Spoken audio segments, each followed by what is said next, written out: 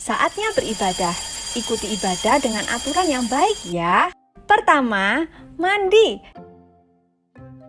Dan sikat gigi dulu biar wangi. Pakai baju yang rapi biar cakep. Boleh sarapan dulu. Yang kedua, boleh pinjam HP papa atau mama. Boleh pakai laptop atau boleh juga menggunakan televisi. Minta tolong papa dan mama memutar video sekolah minggu. 3. Siapkan kotak persembahan. 4. Duduk yang manis dan tenang. Jauhkan makanan dan minuman sebentar. Kita mau menghormati Tuhan. Jaga ketertiban sampai ibadah selesai. 5. Ayo, sekarang kita siap beribadah.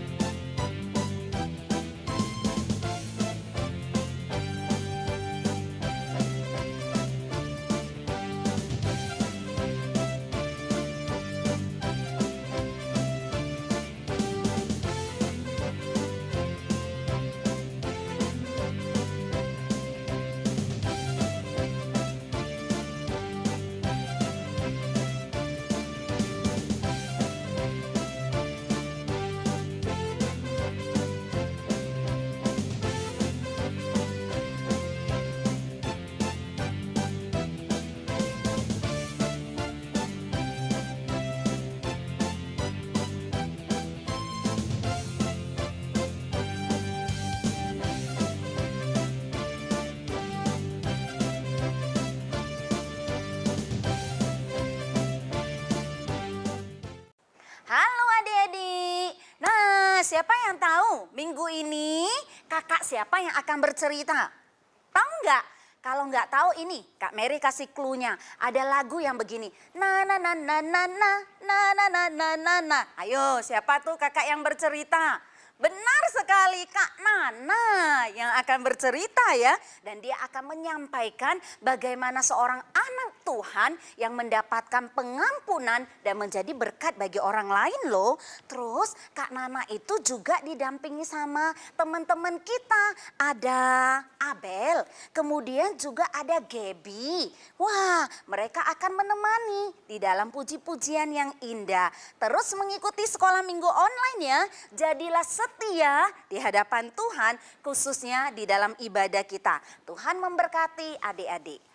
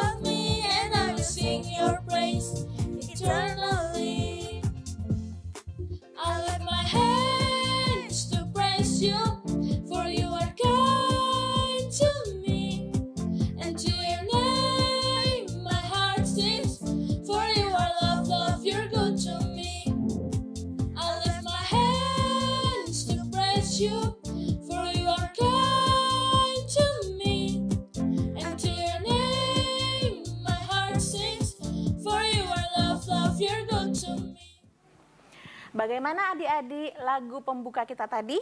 Sudah semangat? Sebelum kita lanjutkan pujian berikutnya, mari kita undang Tuhan untuk memimpin ibadah kita. Tuhan Yesus sudah mengajarkan kita cara berdoa yang baik. Sekarang mari kita lakukan. Bapa kami yang di surga, inilah kami hari ini. Kami sudah siap untuk menyenangkan hati Tuhan dalam ibadah kami. Datang dan pimpin kami Tuhan. Dalam nama Tuhan Yesus kami sudah berdoa. Amin. Adik-adik, Tuhan tidak pernah mengajarkan perbedaan. Tidak ada aku, tidak ada kamu. Yang ada adalah kita. Dan saat-saat berbahagia adalah saat berkumpul bersama saudara. Lewat lagu ini kita pujikan betapa bahagianya kita berkumpul bersama saudara. Hari ini kurasa bahagia.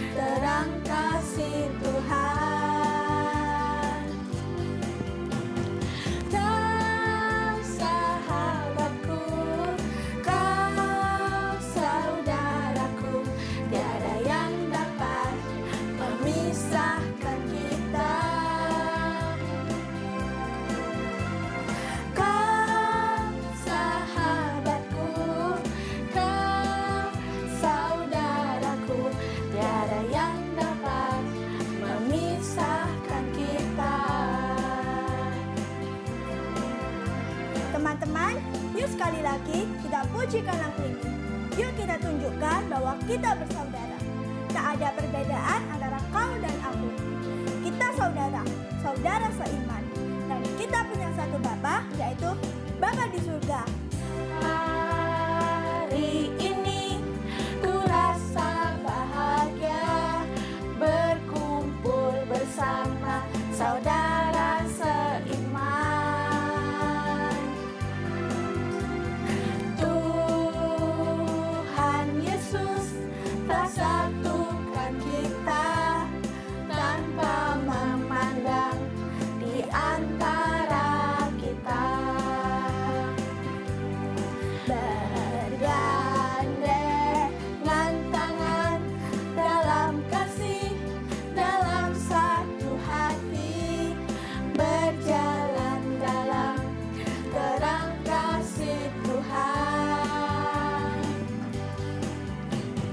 Kau sahabatku, kau saudaraku, tiada yang dapat memisahkan kita. Kau sahabatku, kau saudaraku, tiada yang dapat memisahkan kita. Tiada yang dapat memisahkan kita. Tiada yang dapat memisahkan kita.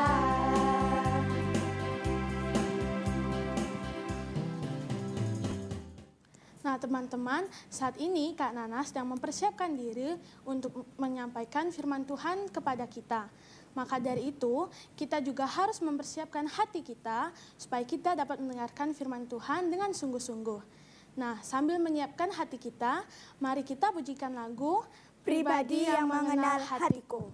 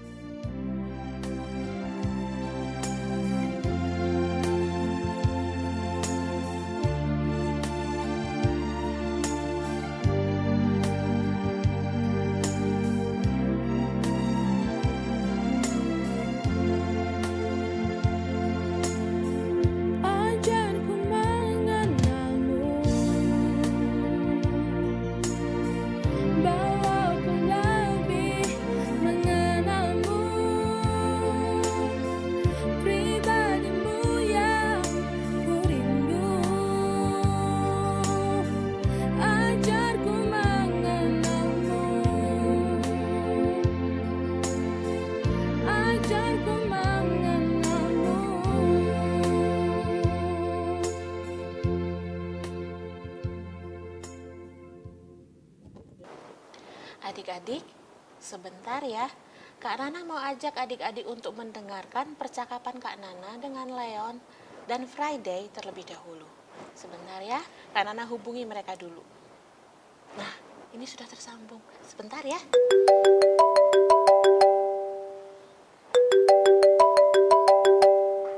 Halo Leon, apa kabar nak? Hai Kak Nana. Baik-baik kan? Baik Kak. Kak Nana gimana? Baik nak. Kangen Kak sama semua kakak-kakak sekolah minggu dan teman-teman. Sama Leon, Kak Nana juga sangat kangen sama kalian. Leon, kita tunggu Friday dulu ya. Friday masih belum bisa tersambung. Oke Kak. Nah, ini dia, sudah tersambung. Halo Friday. Halo Kak Nana. Hai Friday. Leon, halo. Udah lama ya kita nggak ketemu lagi. Aku kangen banget loh. Sabar ya nak. Oh iya, hari ini Kak Nana membutuhkan bantuan kalian. Kak Nana ingin kalian menjawab pertanyaan Kak Nana. Bantu Kak Nana untuk firman hari ini ya. Pertanyaan apa Kak? Kak Nana akan tanya dari Leon dulu ya. Menurut Leon, orang kaya zaman sekarang ciri-cirinya seperti apa? Orang kaya. Orang kaya punya banyak mobil di garasi. Kalau keluar beda-beda tiap hari. Kalau makan menunya banyak. Orang kaya itu suka pamer baju mahal di Facebook dan di IG. Orang kaya uangnya gak habis-habis. Orang kaya banyak yang sombong, bisa jalan-jalan keliling dunia. Orang kaya banyak yang tidak mau dekat dengan orang yang tidak punya uang. Begitu kan Nana? Oh gitu ya. Orang kaya bisa melakukan apa saja, gak usah mikir banyak. Gitu ya maksudnya? Iya Kak. Oke, sekarang pertanyaannya buat Friday. Menurut Friday, kalau zaman dulu itu orang kaya ciri-cirinya seperti apa? Orang zaman dulu ya Kak. Gimana ya Kak? Menurut Alkitab yang sering Friday dengar selama ini, orang kaya seperti apa itu nak? Atau orang terpandang? Punya emas yang banyak, emas perak yang banyak, terus tanah yang luas. Tanah sudah ya? Terus apa lagi nak? Pakaiannya dari sutra, punya domba yang banyak. Terus apa lagi ya? Leon bisa bantu mungkin nak? Punya apa ya Kak? Punya hamba. Iya betul, punya hamba. Kak Nana, hamba itu budak ya? Iya nak, hamba itu sama dengan Tapi budak. Kak, kenapa orang kaya yang sekarang, zaman sekarang ini kok nggak punya budak? Nah, Kak Nana akan jelaskan tentang seorang budak bernama Onesimus hari ini. Pertanyaan Friday pun akan Kak Nana jawab nanti ya. Friday, Leon, dengarkan ya. Oke Kak. Oke Kak. Dadah Leon, dadah Friday. Dadah Kak Nana. Terima kasih Kak, seru banget. Ya udah, dadah Kak. Dadah Kak Nana. Dadah Friday. Dadah. Selamat beribadah teman-teman. Adik-adik, sudah dengar ya pembicaraan antara Kak Nana, Leon, dan Friday tadi? Hari ini Kak Nana akan membahas seorang budak bernama Onesimus.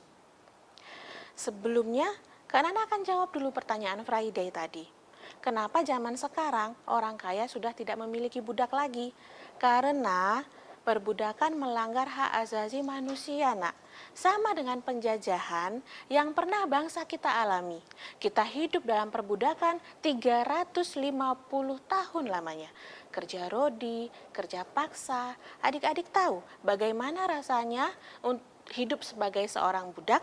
Itulah yang menyebabkan para pejuang berani mati untuk membebaskan negara kita dari perbudakan dan menjadikan negara kita menjadi negara merdeka. Menjadi seorang budak itu tidak enak. Nah, di Alkitab diceritakan bahwa budak adalah milik tuannya. Tuannya boleh memperlakukan budaknya seenak tuannya, sesuai maunya sendiri. Tapi sebelum kita membicarakannya lebih lanjut, mari kita berdoa lebih dahulu. Lipat tangan, tutup mata. Tuhan Yesus, kami undang Tuhan untuk ada bersama kami, agar apa yang kami dengar sesuai dengan yang ingin Tuhan sampaikan kepada kami. Tuhan tolong agar kami bisa mendengar dengan baik, dan Tuhan tolong hamba agar bisa menyampaikan dengan baik pula. Dalam nama Tuhan Yesus, kami semua sudah datang untuk berdoa. Amin. Oh iya adik-adik, Kak Nana akan lanjutkan tentang budak yang tadi sudah Kak Nana sebutkan ya. Kalau seorang budak bersalah kepada tuannya, tuannya boleh loh memberikan hukuman apa saja. Boleh mencambuknya, boleh. Boleh memukulnya, boleh. Boleh membunuhnya, boleh. Seorang budak tidak boleh melawan kepada tuannya. Tuhan boleh melakukan apa saja, seperti yang tadi Kak Nana sudah bilang, apa saja. Tidak salah pun boleh kok, apalagi kalau bersalah. Karena budak milik tuannya. Seolah-olah budak tidak memiliki hak apa-apa. Tidak berharga. Pada zaman itu, pada zaman yang tadi Kak Nana sebutkan, bukan zaman sekarang, perbudakan itu sah dilakukan.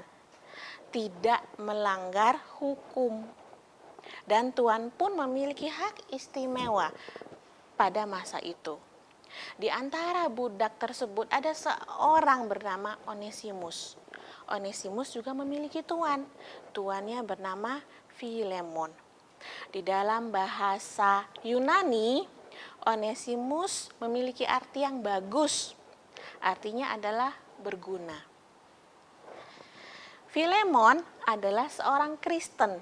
Filemon bertobat saat Paulus melakukan perjalanan ke Kolose. Di setiap perjalanan pelayanan Paulus seringkali bertemu dengan orang-orang terpandang. Ingat Raja Agripa? Raja yang hampir saja percaya tetapi mengeraskan hatinya. Dia memilih untuk tidak percaya Yesus. Paulus juga bertemu dengan orang-orang terpandang lainnya seperti Filemon. Orang yang mau menerima Tuhan, percaya, bertobat dan melembutkan hatinya. Filemon yang bertobat tentu saja membuatnya berbeda dari tuan-tuan yang lainnya. Dalam hal memperlakukan budak khususnya. Sebagai budak, Onesimus tidak diceritakan mendapatkan perlakuan yang buruk dari Filemon. Coba yuk kita buka Alkitab, Filemon 1, 4-5. Kak Nana ulangi ya, Filemon 1, 4-5. Kita baca bersamaan ya. Aku mengucap syukur kepada Allahku setiap kali aku mengingat Engkau dalam doaku. Karena aku mendengar tentang kasih-Mu kepada semua orang kudus dan tentang iman-Mu kepada Tuhan Yesus. Dalam ayat yang sudah kita baca, Paulus memuji Filemon ya tentang hatinya yang baik, tentang dia yang mengasihi Yesus, tentang bagaimana dia menunjukkan kasihnya kepada sesama. Orang yang bertobat sudah pasti akan melakukan perubahan besar dalam dirinya. Hidupnya akan makin serupa dengan Yesus. Bahkan di ayat selanjutnya diceritakan Filemon menerima jemaat Kolose di rumahnya. Jadi kita bisa lihat ya, Filemon seorang yang murah hati, mengasihi seperti Kristus. Dari mana Paulus dengar tentang cerita hati Filemon yang baik? dari budaknya, dari hambanya yang bernama Onesimus. Onesimus melarikan diri dari Filemon karena takut akan dihukum, bukan karena Filemon memperlakukannya dengan buruk. Tetapi Onesimus yang sebagai budak sengaja melakukan kesalahan kepada Filemon dengan mencuri milik tuannya. Nekat ya Onesimus ini.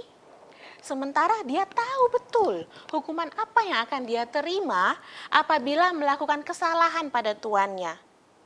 Ini seperti situasi yang berbalik ya adik-adik ya. Seorang budak yang berani kepada tuannya. Padahal zaman itu tuanlah yang seenaknya kepada budaknya. Berani betul Onesimus ini.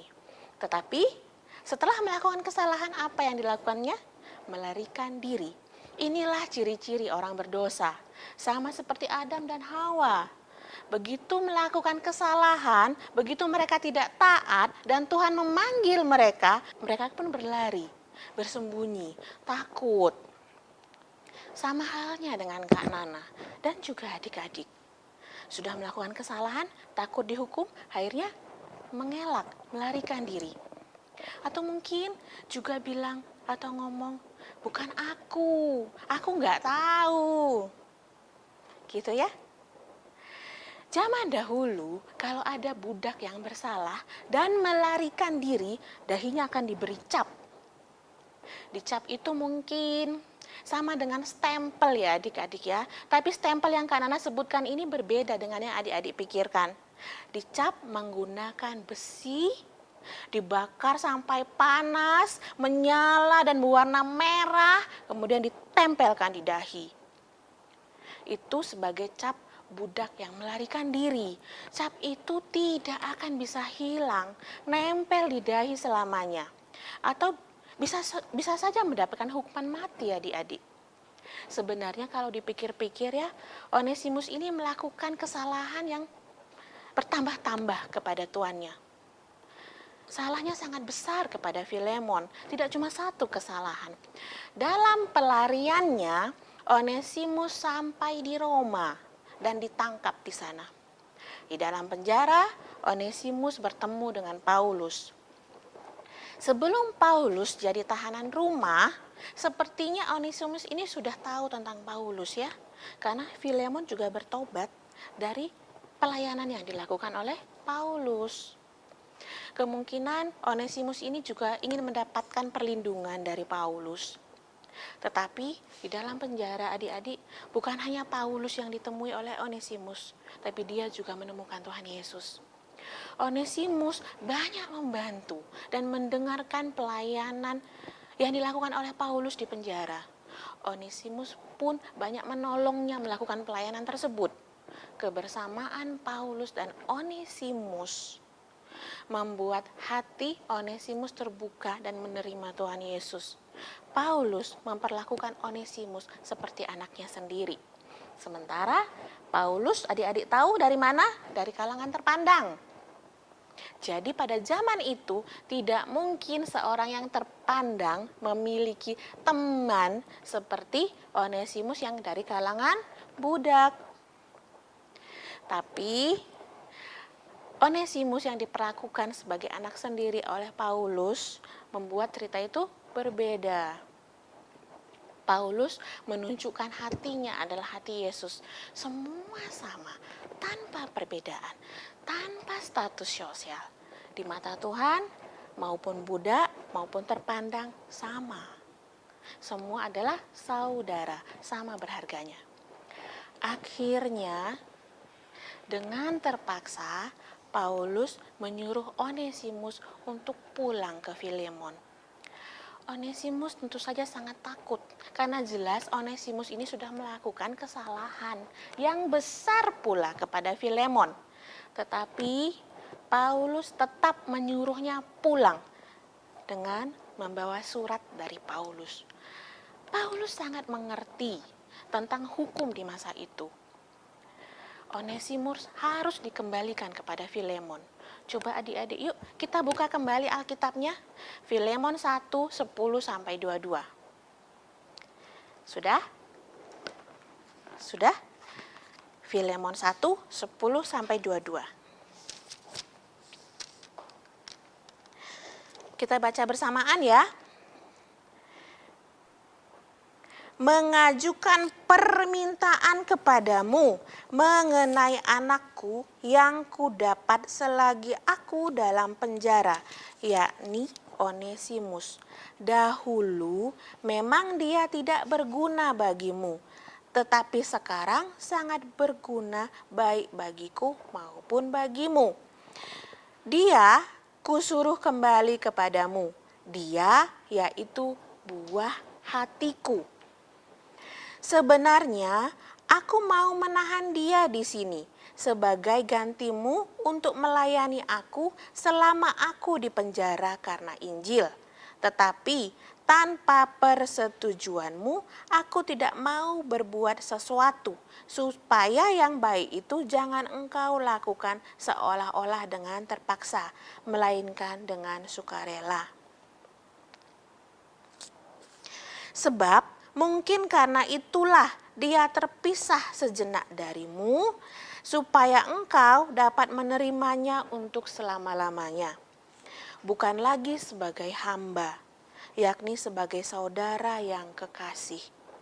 Bagiku sudah demikian, apalagi bagimu, baik secara manusia maupun di dalam Tuhan.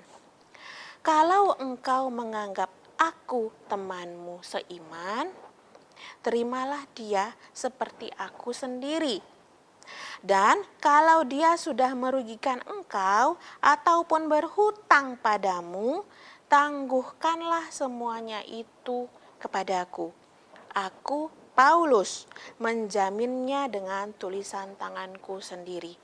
Aku akan membayarnya agar jangan kukatakan tanggunglah semuanya itu kepadamu, karena engkau berhutang padaku, yaitu dirimu sendiri. Ya saudaraku,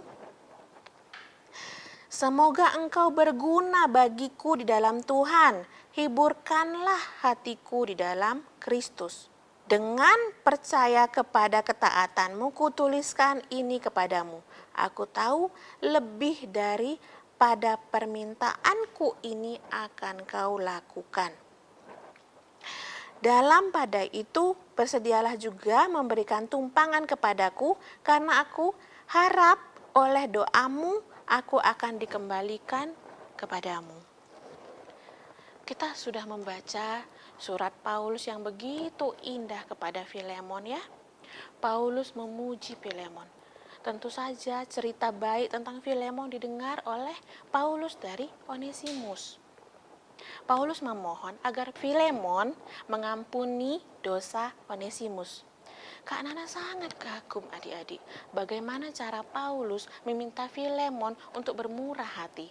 Paulus berkata bahwa Onesimus adalah anaknya, buah hatinya. Karena itu memohon Filemon untuk menerima anaknya. Mengingat Paulus dan Filemon adalah saudara dalam iman. Berarti anaknya Paulus juga merupakan saudara dari Filemon. Paulus memberikan gambaran yang jelas tentang persaudaraan di dalam Kristen, di dalam iman. Agar Filemon bisa menerima Onesimus tidak lagi sebagai hamba. Sangat luar biasa cara Tuhan untuk memakai Paulus untuk menyatukan dua orang yang sedang dalam masalah. Paulus saat itu bertindak sebagai pendamai di antara keduanya. Lagi-lagi Paulus menunjukkan bagaimana caranya mewujudkan kasih yang sebenarnya melalui tindakan, melalui perbuatan. Dari isi surat Paulus kepada Filemon yang sudah kita baca, Paulus mengajarkan kasih bisa dinyatakan dalam 3 hal. Pertama, mengakui. Onesimus disuruh kembali kepada Filemon. Onesimus disuruh mengakui apa yang sudah dilakukannya, kesalahan yang sudah diperbuatnya, agar Onesimus bisa memperbaiki hubungannya dengan Filemon. Sama seperti kita harus akui terlebih dahulu kesalahan kita di hadapan Tuhan, agar kita bisa memperbaiki hubungan kita dengan Tuhan, agar kita bisa membuat hubungan yang baru dengan Tuhan. Yang kedua, mengampuni. Paulus meminta Filemon untuk mengampuni Onesimus dengan kesalahan yang sudah dilakukannya. Bahkan Paulus meminta izin untuk menanggung kesalahan Onesimus dalam suratnya kepada Filemon. Persis seperti yang Tuhan lakukan, bukan? Kita yang bersalah, tapi Tuhan yang dihukum. Kita yang berdosa, tapi Tuhan yang disalib. Dengan perumpamaan itulah Paulus meminta kemurahan hati Filemon untuk mengampuni Onesimus. Yang ketiga, menerima.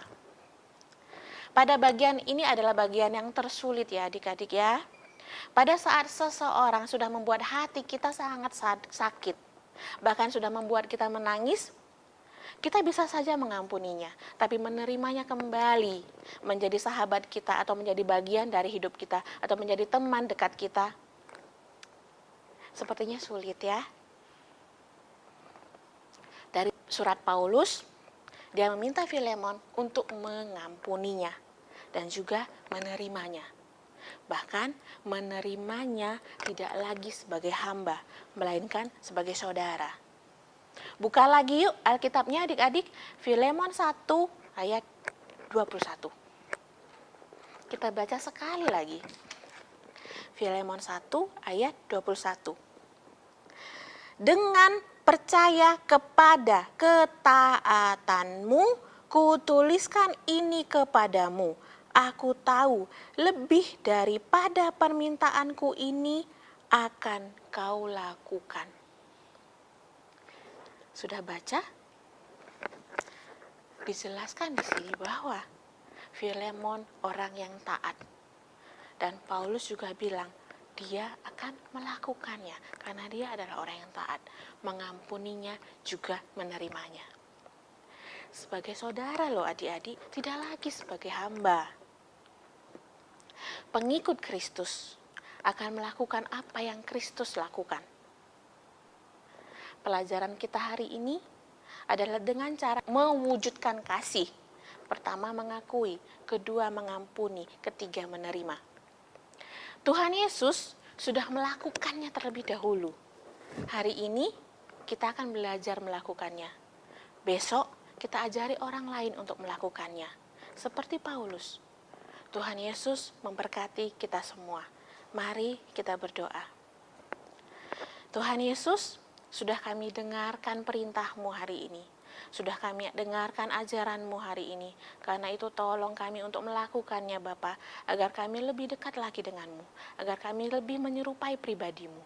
Dalam nama Tuhan Yesus, kami sudah berdoa. Amin.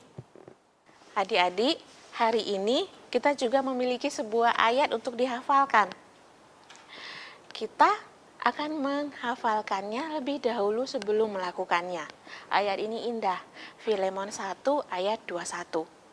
Yuk kita lihat lagi, isinya apa? Filemon 1 ayat 21. Dengan percaya kepada ketaatanmu, kutuliskan ini kepadamu. Aku tahu lebih daripada permintaanku ini akan kau lakukan. Berarti ketaatan kita akan melakukan perintah Tuhan.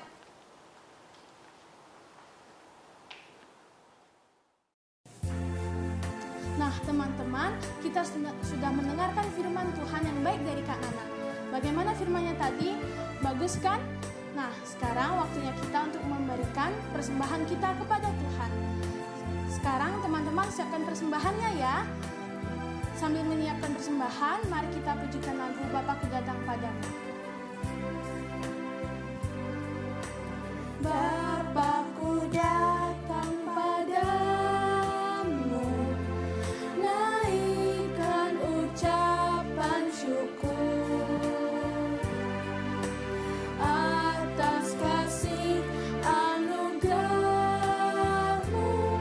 yang indah setiap hari. Pagi hari, siang hari,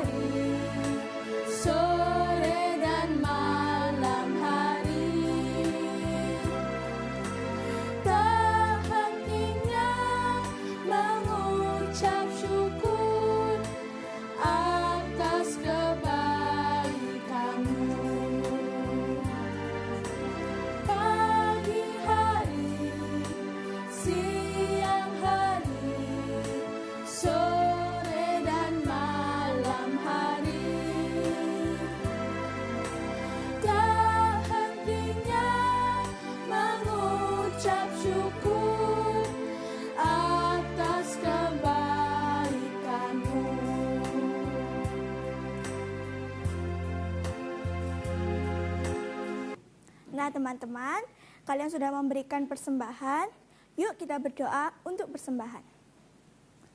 Terima kasih Tuhan untuk kesempatan bagi kami melayani. Terima kasih Tuhan untuk kesempatan bagi kami memberikan yang terbaik hanya untuk kemuliaan nama-Mu saja. Terimalah persembahan kami ini Tuhan. Di dalam nama Tuhan Yesus kami sudah berdoa dan mengucap syukur. Amin. Adik-adik, kita sudah memuji untuk Tuhan. Kita juga sudah mendengarkan firman-Nya. Dan hari ini apakah ada aktivitas? Ada. Kita akan membuat sebuah tas untuk Onesimus. Onesimus akan pergi menemui Filemon dan membawa surat dari Paulus. Jadi kita akan membuatkannya tas yang di dalamnya akan dimasukkan surat dari Paulus. Nah, adik-adik apa saja bahannya? Adik-adik sudah tahu ya, sebelumnya sudah diberitahu. Nah, sekarang kita mulai. Adik-adik, inilah bahan dan alat-alat yang akan kita gunakan untuk membuat tas Onesimus. 3 kertas warna. Adik-adik boleh menentukan warna apa saja yang adik-adik suka. Kak Nana memilih warna ini, pink, untuk membuat surat dari Paulus kepada Filemon. Ada 4 kertas putih berukuran 8 x 8. Ada gunting, ada lem kertas, alat tulis, dan penggaris. Sudah siap ya? Kita sekarang memulai untuk membuat aktivitas.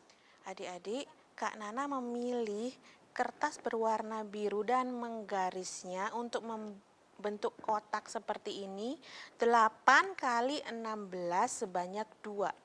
Kak Nana akan memakai 2 bagian ini. Dan Kak Nana juga memilih warna kuning dan di garis membentuk kotak 20 x 8 1 buah dan 10 x 8 1 buah. Kak Nana akan memakai yang ini dan yang ini. Setelah Kak Nana gunting, inilah hasilnya.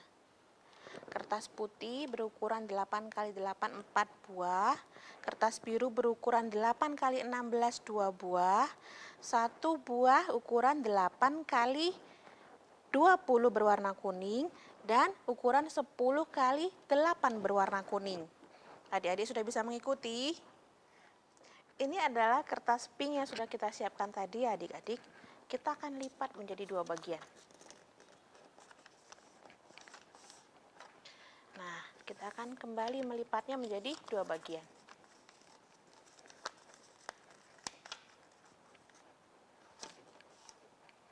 Sudah? Kita akan lipat lagi ya, menjadi 2 bagian, menjadi lebih kecil. Sudah? Sekarang kita akan mengguntingnya mengikuti separuh bentuk hati.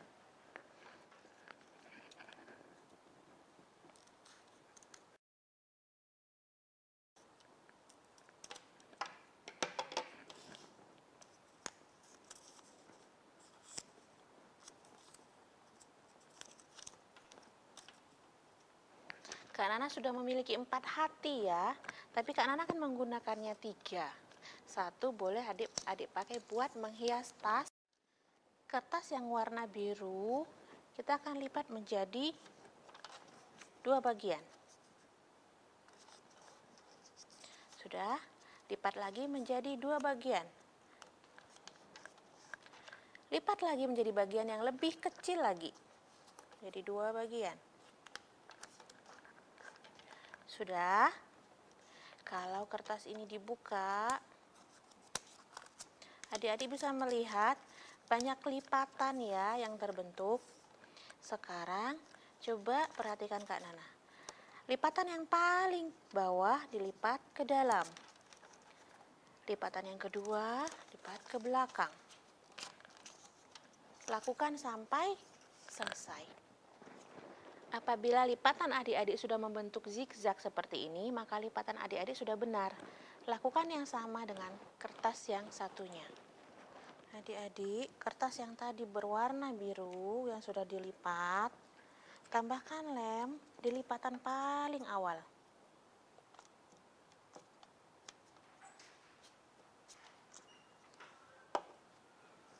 Kemudian kertas warna putih yang tadi sudah disediakan, tempelkan yang rapi.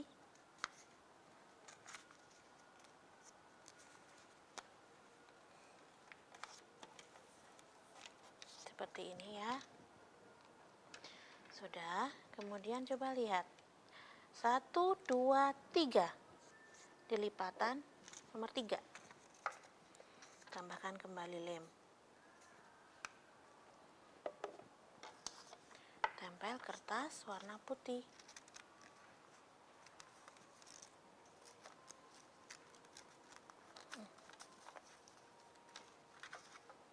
Sudah? Dihitung dari tempelan terakhir. 1, 2.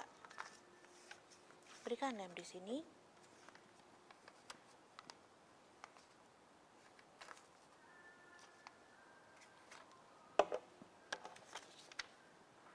Tambahkan kembali kertas warna putihnya. Sudah. Sekarang yang paling akhir.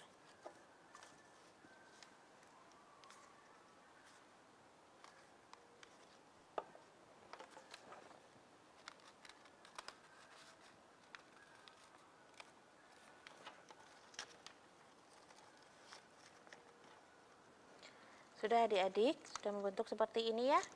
Sekarang kita akan menambahkan pada pasangannya. Adik-adik tinggal mengikuti saja. Nah, berarti adik-adik harus menempelnya seperti ini.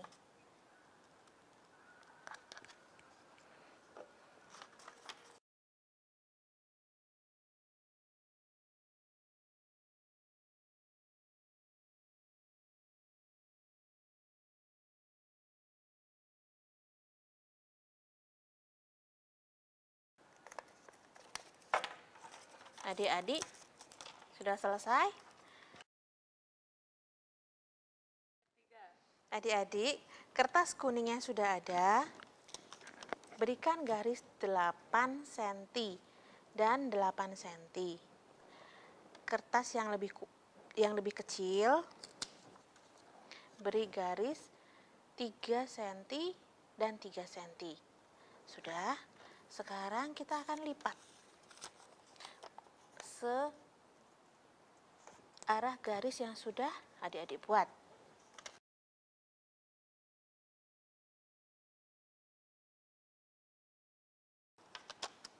Sudah ya? Sekarang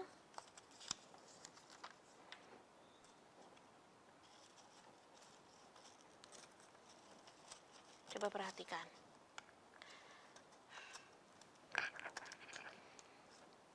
Kertas kuning akan ditempel di bagian depan dengan bagian belakang. Sebelum ditempel, adik-adik juga akan lihat. Ini ditempel di bagian sini agar nanti tasnya bisa menutup. Seperti ini. Oke, sekarang kita lem ya.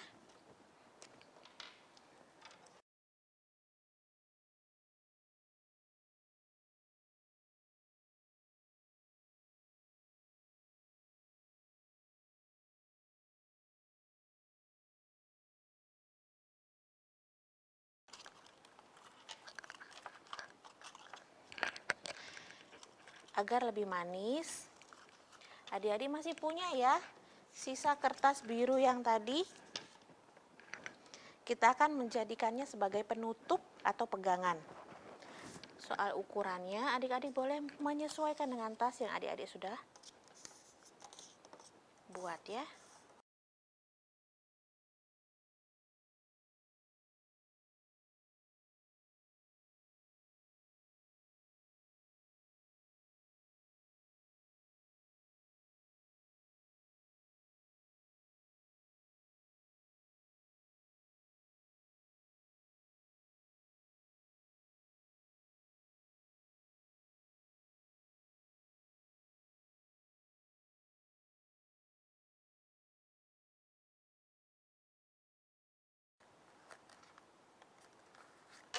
Nah, sekarang coba lihat. Tasnya sudah bisa masuk ya.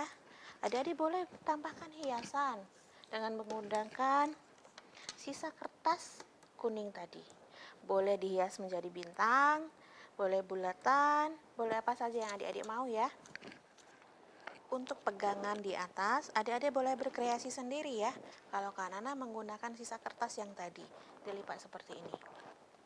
Dan Kak Nana juga menggunakan hiasan warna kuning untuk di sini. Adik-adik boleh berkreasi, apa saja boleh. Ya.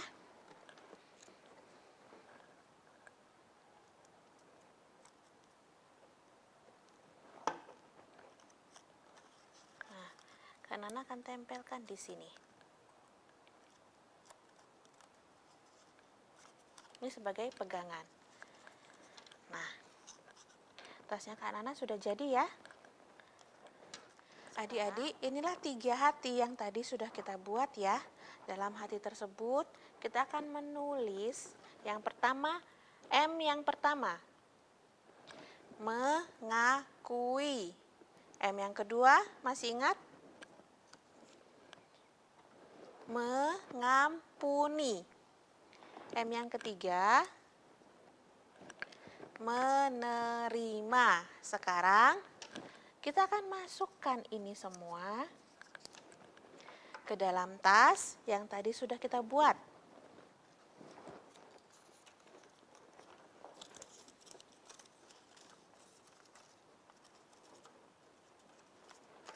Seperti itu ya. Ini adalah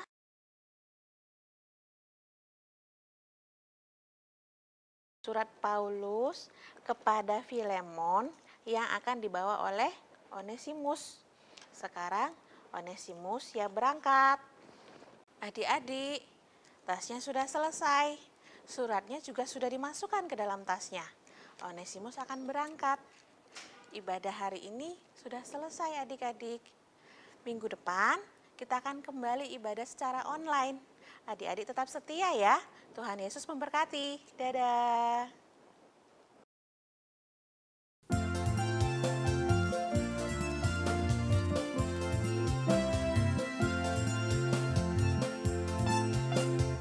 Making melodies in my heart, making melodies in my heart, making melodies in my heart to the King of Kings. Thumbs up.